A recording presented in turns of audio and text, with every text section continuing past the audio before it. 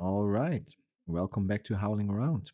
Today, I want to talk about something that I hear from a lot of guys, which is that dating apps do not really reflect who they are as a person. Now, many guys say the same thing. They struggle on dating apps, they get few matches, conversations die quickly, and the whole experience starts to feel discouraging, even frustrating. And at the same time, those same men notice that in real life, things usually go much better. They're quite easy to talk to, people enjoy talking to them, and so on. Now, if you recognize that, you are not imagining it. Dating apps are designed to be fast and, well, visual. We know this. Women make decisions very quickly based on your photos and, well, very little context. That means that dating apps reward instant visual appeal far more than personality, presence, or how it feels to talk to you. I will use myself as an example because I think it makes it easier to understand. I consider myself an average guy. I do alright, can't complain, but I'm not exceptional by dating app standards. I'm just over 6 feet, I'm not shredded all year round, and I'm not attracting extremely attractive women constantly. The dating apps have never been effortless for me. I definitely have to put in the work to get some really good results. Sometimes I get a few matches, sometimes I get a lot of matches, and sometimes I don't get a match at all. However, and this is important, when I'm actually on a date, the experience is different, very different. So I often notice that women relax quite quickly. The conversation flows naturally. The atmosphere becomes comfortable, and sometimes there's even light physical closeness, like sitting closer or casual touching. This does not happen because I'm doing something special. I'm not running game or playing some tricks. It happens because real life interaction allows people to feel each other's energy. And that's something a dating profile cannot do. A dating app cannot show how calm you are, or how you listen, or how comfortable people feel around you. Those things only become clear when someone is actually spending time with you. I get it, you do have to get her on a date to, show your qualities. I notice the same thing in real life social situations as well.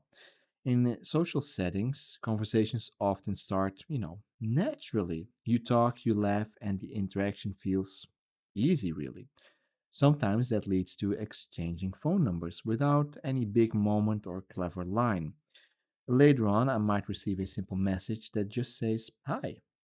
That message feels natural because it continues a conversation that already felt good in person. Once again, you need to have an interaction in real life. So you actually have to talk to women in real life if that's what you're looking for, if the apps aren't working. Now, that type of momentum almost never happens on dating apps. On dating apps, everything happens upfront. You have to stand out immediately. You have to compete with other profiles, and you're constantly fighting for attention. That's just the truth.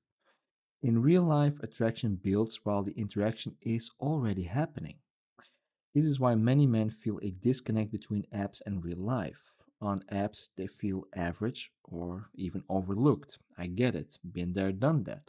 In person, they often feel more confident and comfortable. That difference is not imagined, it is created by the way dating apps work. In real life, attraction is mostly about how someone feels around you. People pay attention to whether they feel relaxed, whether the conversation feels easy, and whether they enjoy being there with you. Those things matter much more than having, perfect photos. I've also noticed that women who seem very selective or even distant on dating apps are often much more open in real life. This is not because their standards disappear, it is because real interaction gives them more information than a profile ever could. When men rely only on dating apps, it can slowly damage their confidence. So, when your only feedback comes from swipes and silence, you start doubting things that were never actually broken. Real life interaction helps correct that and reminds you that you are doing just fine. This does not mean that you have to delete the dating apps completely. You can still use them if you want to. The important thing here is that they shouldn't be your only way of meeting women. If dating apps undersell you, your job is not to become louder, flashier, or more extreme. Your job is to spend time in environments where your real strengths can actually be felt. That means places where conversation is normal and where people are present. Real life dating is not about forcing approaches or constantly pushing yourself, but it's about becoming comfortable talking to people, men and women, and not attaching your self worth to every single outcome. If dating apps have made you doubt yourself, do not turn that into a belief about who you are. Dating apps filter people in a very specific way. They do not reflect the full picture of a person. Remember that.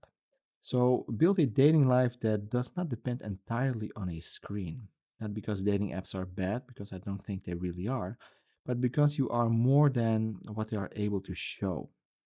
So that's it. Thank you for listening, and I will talk to you in the next episode. Bye bye.